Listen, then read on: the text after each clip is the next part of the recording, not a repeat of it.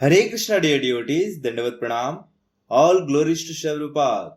Today we are going to read Light of Bhagavata by His Divine Grace A.C. Bhaktivedanta Swami Shrila, founder Acharya of the International Society for Krishna Consciousness. Chapter 41, page 74. In the clear sky of autumn, the beautiful moon among the beautiful stars becomes the cynosure of all eyes. Just as Lord Sri Krishna is the central attraction in the Vrishni dynasty or in the family of Yadu. The personality of Godhead Sri Krishna appeared in the family of Yadu, and since then the Yadu dynasty has been luminous like the moon in autumn. The appearance and disappearance of the Lord are similar to the appearance and disappearance of the sun. The sun is first seen on eastern horizon, but that does not mean that the sun is on the set side.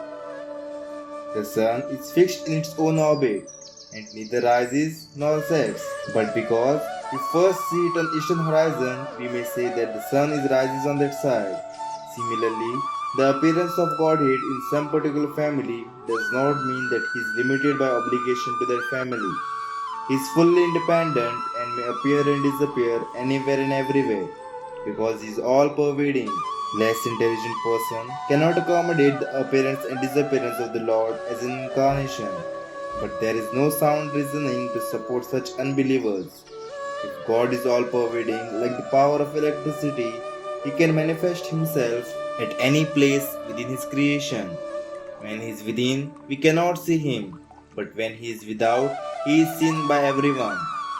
Although very few know him as he is. Everyone sees the sun every day, but that does not mean that everyone knows what the sun actually is.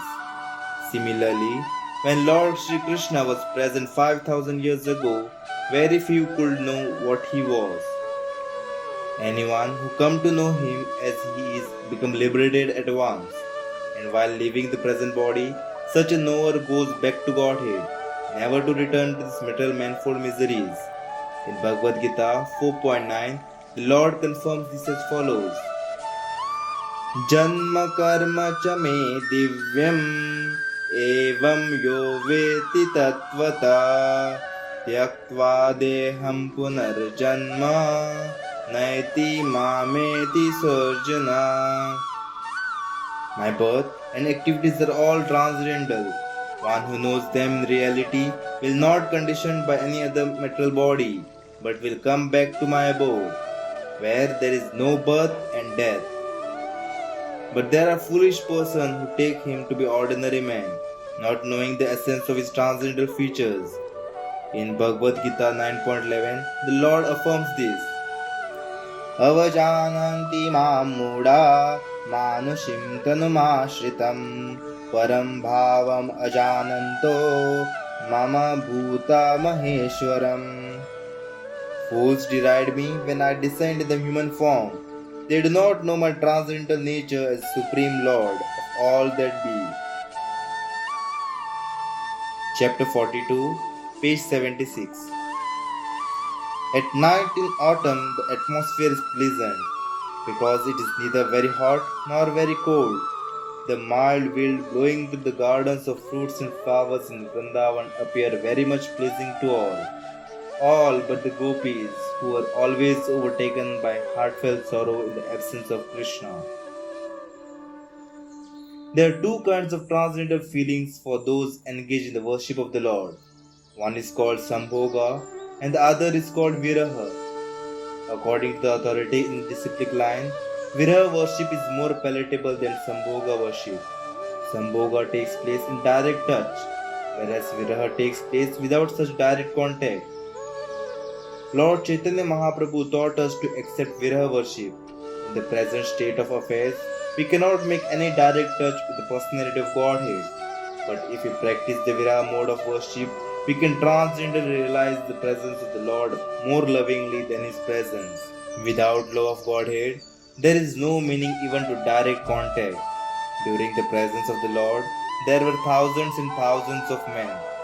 But because they were not in love of Godhead, they could hardly realize the personality of Godhead, Sri Krishna. Therefore, we must first activate a dormant love of Godhead by following the prescribed rules and following the footsteps of the authorities who are actually fixed in love of Godhead.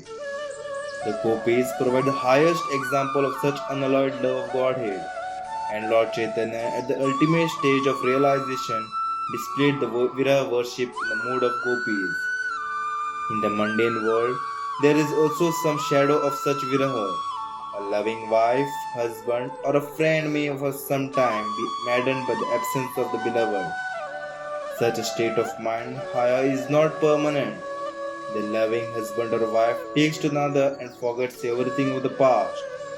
This is so because there is no reality of such relationship in the material world. The spiritual situation, however, is completely different. A bona fide lover of God could never forget Him, even in exchange for everything else. The devotee of the Lord cannot be happy in any circumstance without the Lord.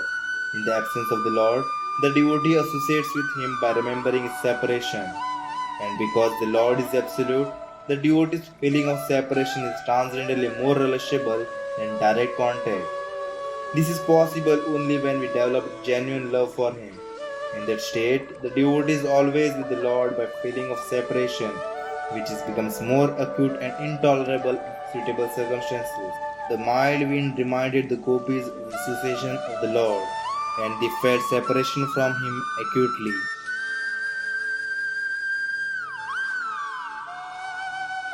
Chapter 43, page number 78.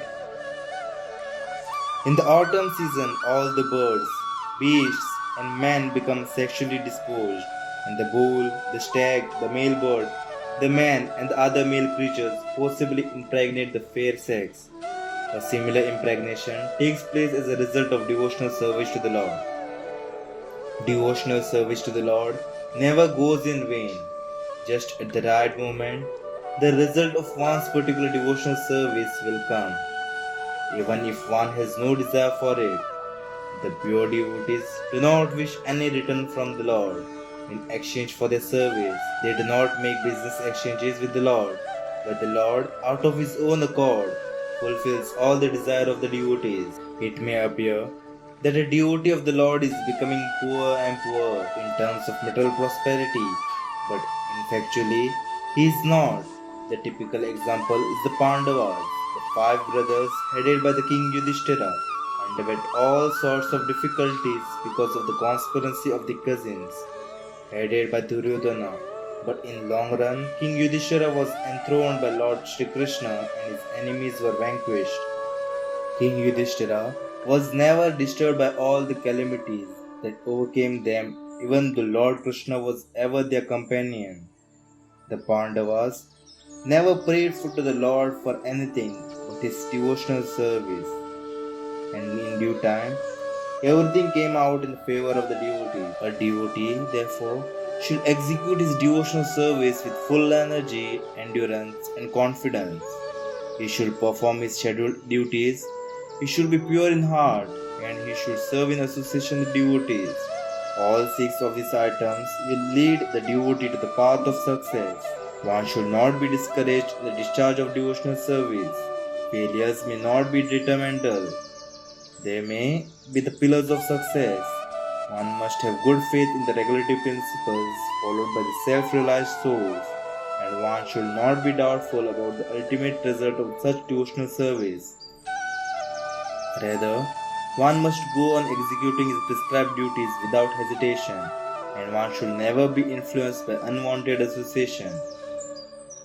We should not consider going back to Godhead a plaything. We must take it seriously as enjoined in the scriptures. For a strict follower, the result is sure and certain, and when the time is right, the result will come out of its own force.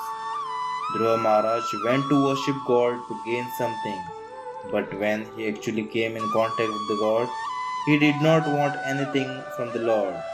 The Lord, however, awarded Dhruva Maharaj both benefits. That is, the Lord fulfilled his desire also and gave him eternal salvation. Such are the lessons we learn from all revered scriptures. The Almighty God awards the result we desire, and therefore we should desire that which is eternal, blissful, and full of knowledge. In devotional service, we should not endeavor for that which is temporary and useless. At this, we conclude the chapter 43, page number 80. Hare Krishna, Krishna Krishna, Hare Hare, Hare Ram, Ram Ram, Hare Hare. वाञ्छा कल्पतरुभ्यश्च कृपा सिन्धुभ्येव च पतितानां पावनेभ्यो वैष्णवेभ्यो नमो नमः. अनंत कोटि वैष्णव वृंद की जय.